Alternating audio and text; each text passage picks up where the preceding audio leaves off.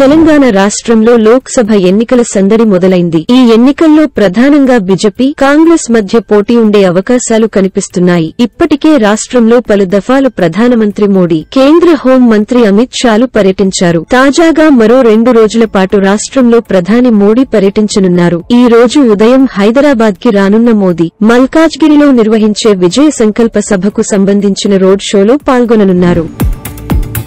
భారతీయ సంస్కృతి, ఆధ్యాత్మిక చింతన ద్వారా యావత్ ప్రపంచాన్ని ప్రభావితం చేసే లక్ష్యంతో కన్హా ఆశ్రమంలో గ్లోబల్ స్పిరిచువాలిటీ మహోత్సవ్ను నేడు రాష్ట్రపతి ద్రౌపది ముర్ము ప్రారంభించనున్నారు. షాద్నగర్ సమీపంలోని కన్హా శాంతివనంలో గ్లోబల్ స్పిరిచువాలిటీ మహోత్సవ్ స్వరఝరితో ప్రారంభమైంది. ప్రపంచ ప్రఖ్యాత ఆధ్యాత్మికవేత్తలు ఈ మహోత్సవ్కు హాజరు కానున్నారు.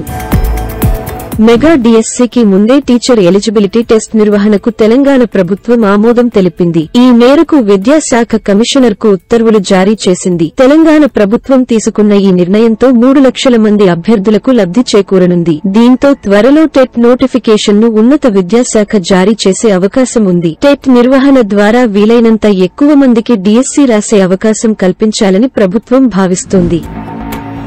ఎండలు ముదిరి ఉక్కపోతలు మొదలైన వేళ వాతావరణ శాఖ కూల్ న్యూస్ ఇచ్చింది. ఆది, సోమ, మంగళవారాల్లో ఉరుములు, మెరుపులు, ఈదురుగాలులతో కూడిన వర్షాలు కురుస్తాయని హైదరాబాద్లోని భారత వాతావరణ విభాగం అంచనా వేసింది. ఇది ఇలా ఉంటే అటు ఏపీలో మాత్రం ఎండల తీవ్రత బాగా పెరిగింది. ఉదయం 9 గంటలకే సూర్యుడు తన ప్రతాపంతో జనంపై విరుచుకుపడుతున్నారు. వచ్చే వారం నుంచి రాయలసీమలో తీవ్రమైన వడగాలులు వీస్తాయని ఐఎండీ అమరావతి అంచనా వేసింది. ఇప్పటికే నంద్యాల, కర్నూలు, అనంతపురం, కడప జిల్లాల్లో ఉష్ణోగ్రతలు 40 డిగ్రీలు దాటాయి. ఈ ఆదివారం నుంచి వడగాల్పులు వీచే అవకాశం ఉంది. రాబోయే రోజుల్లో ఇవి నెమ్మదిగా పెరుగుతాయని భావిస్తున్నారు.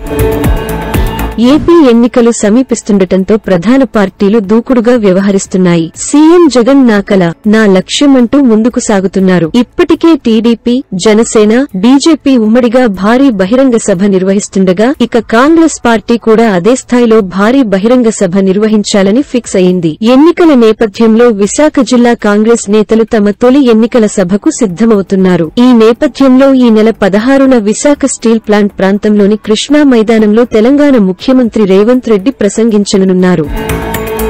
పొత్తులో భాగంగా వరుసగా స్థానాలు ప్రకటిస్తున్న పవన్ కళ్యాణ్ తాను పోటీ చేసే స్థానంపై క్లారిటీ ఇచ్చారు. మంగళగిరిలో పార్టీ ఆవిర్భావ దినోత్సవంలో పిఠాపురం అసెంబ్లీ నియోజకవర్గం నుంచి పోటీ చేస్తానని స్వయంగా ప్రకటించారు. పవన్ ప్రకటనను జనసేన శ్రేణులు చప్పట్లతో స్వాగతించారు. ఎమ్మెల్యేగా పోటీ చేయాలని మాత్రమే ఉందని, ఎంపీగా పోటీపై పెద్దల సూచనలు తీసుకుంటానన్నారు పవన్ కళ్యాణ్. సంచలన దర్శకుడు రామ్ గోపాల్ వర్మ ఏపీ పాలిటిక్స్ పై, అక్కడి రాజకీయ నాయకులపై సెటైర్లు వేస్తూ రచ్చరచ్చ చేస్తున్నారు. తాజాగా ఆర్జీవీ చేసిన ట్వీట్ ఇప్పుడు సెన్సేషన్ గా మారింది. నేను పిఠాపురం నుంచి పోటీ చేస్తున్నాను అని చెప్పడానికి సంతోషిస్తున్నాను అంటూ ఆర్జీవీ ట్వీట్ చేశారు. అయితే ఆర్జీవీ ఇప్పుడు ఎందుకు ఈ ట్వీట్ చేశారు అని నెటిజన్స్ చర్చించుకుంటున్నారు. ఆర్జీవీ పవన్ పై సెటైరికల్ గా ఈ ట్వీట్ చేశారా, లేక పవన్ కు పోటీగా ఆర్జీవీ కూడా పిఠాపురం నుంచి పోటీ చేస్తున్నారా అని అనుమానాలు సోషల్ మీడియాలో వ్యక్తమవుతున్నాయి. కేంద్ర ప్రభుత్వం దేశవ్యాప్తంగా పెట్రోల్, డీజిల్ ధరలను తగ్గిస్తూ నిర్ణయం తీసుకుంది. పెట్రోల్, డీజిల్ పై ₹2 తగ్గిస్తూ అధికారిక ఉత్తర్వులు జారీ చేసింది. ఈ విషయాన్ని కేంద్ర మంత్రి హర్జిత్ సింగ్ పూరి ఎక్స్ వేదికగా ప్రకటించారు. తగ్గించిన ఈ ధరలు ఈ రోజు నుంచి అమల్లోకి రానున్నాయి. బెంగాల్ ముఖ్యమంత్రి మమతా బెనర్జీ గాయపడ్డారు. ఈ మేరకు తృణమూల్ కాంగ్రెస్ తన అధికారిక ట్విట్టర్ హ్యాండిల్ ద్వారా ఈ సమాచారాన్ని ఇచ్చింది. మమతా బెనర్జీ ఇంట్లో వ్యాయామం చేస్తుండగా కిందపడిపోయినట్లు తెలుస్తోంది. దీంతో అభిషేక్ బెనర్జీ ఆమెను ఆసుపత్రికి తీసుకెళ్లినట్లు సమాచారం.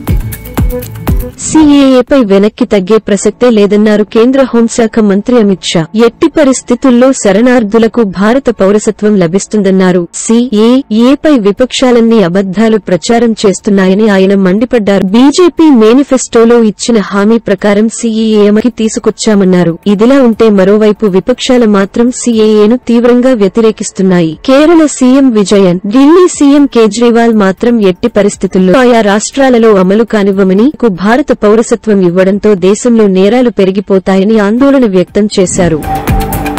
5 రోజుల పర్యటన నేపథ్యంలో భూటాన్ ప్రధాని షెరింగ్ టోబ్గే భారత్కు చేరుకున్నారు. భారత్కు చేరుకున్న భూటాన్ ప్రధానికి కేంద్ర మంత్రిత్వ శాఖ సహాయ మంత్రి అశ్విని చౌబే విమానాశ్రయంలో స్వాగతం పలికారు. అనంతరం భూటాన్ ప్రధాని షెరింగ్ టోబ్గే భారత ప్రధాని నరేంద్ర మోదీని ఆయన అధికారిక నివాసంలో కలిశారు. ఈ సందర్భంగా ఇరు దేశాల ప్రధానుల మధ్య ద్వైపాక్షిక చర్చలు జరిగాయి. ఐసీసీ టీ20 ప్రపంచ కప్ ను ఈ ఏడాది వెస్టిండీస్, యుఎస్ఏలో నిర్వహించనున్నారు. ఈ టోర్నీ కోసం అభిమానులు ఎంతో ఆసక్తిగా ఎదురుచూస్తున్నారు. ప్రపంచ కప్ లో 37 ప్రారంభ మ్యాచ్ల టిక్కెట్లను ఫిబ్రవరి 1న ఐసీసీ ప్రకటించింది. ఆ తర్వాత టిక్కెట్లు అమ్ముడుపోయాయి. దీంతో ఇప్పుడు క్రికెట్ అభిమానుల కోసం ఐసీసీ అదనపు టిక్కెట్లను అందుబాటులోకి తెచ్చింది. ఇది కాకుండా మరో 13 మ్యాచ్లకు టిక్కెట్లను ప్రకటించింది. టీ20 వరల్డ్ కప్ 2024 అదనపు టిక్కెట్లను మార్చి 19 నుండి బుక్ చేసుకోవచ్చు.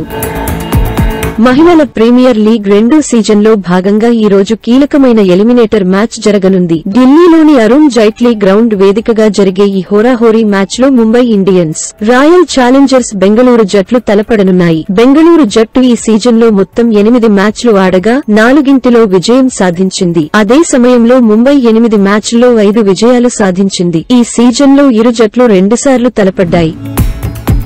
జపాన్ చేపట్టిన తొలి ప్రైవేటు రాకెట్ ప్రయోగం విఫలమైంది. దాదాపు 60 అడుగుల పొడవైన కైరోస్ రాకెట్ చిన్న ప్రభుత్వ ప్రయోగ ఉపగ్రహాన్ని తీసుకుని నింగికి ఎగిరింది. వాస్తవానికి ప్రయోగించిన 51 నిమిషాల్లోనే ఈ రాకెట్ ఉపగ్రహాన్ని కక్ష్యలోకి చేర్చాల్సి ఉంది. కానీ కొన్ని క్షణాల్లోనే ఇది పేలిపోవడంతో గాల్లోనే అగ్నిగోళంలా మారిపోయింది. దీని శకలాలు చుట్టూ ఉన్న పర్వతంపై పడ్డాయి. ఫలితంగా లాంచ్ ప్యాడ్ ఏరియా మొత్తం నల్లటి పొగ కమ్మేసింది. ఈ ఘటన పశ్చిమ జపాన్లోని వకైమా లాంచ్ ప్యాడ్లో చోటు చేసుకుంది. ఆఫ్రికాలోని జాంజిబార్లో తాబేలు మాంసం తినడం వల్ల ఇప్పటివరకు 9 మంది మృతి చెందారు. అంతేకాదు మరో 78 మంది పరిస్థితి విషమంగా ఉంది. క్రమంగా రోగుల పెరుగుతున్న నేపథ్యంలో తాబేలు మాంసం తినవద్దని వైద్య అధికారులు సూచిస్తున్నారు. నివేదిక ప్రకారం వీరి మరణానికి, వ్యాధి బారిన పడడానికి కారణం తాబేలు మాంసంలో ఉన్న చెలోనిటాక్సిజం అనే విష పదార్థమని చెబుతున్నారు. తెలంగాణలో ఫోన్ ట్యాపింగ్ వ్యవహారం మరోసారి సంచలనంగా మారింది. ఓ పోలీస్ అధికారిపై ఫస్ట్ టైం టెలిగ్రాఫ్ యాక్ట్ కింద కేసు నమోదైంది. ప్రణీతరావు కథ కటకటాలకు చేరింది. ఫోన్ ట్యాపింగ్ కేసులో పొలిటికల్ లింకుల డొంక కదులుతోంది. ఎవరి కోసం, ఎవరి ఆదేశాలతో ఫోన్ ట్యాపింగ్ ఎపిసోడ్ నడిచింది?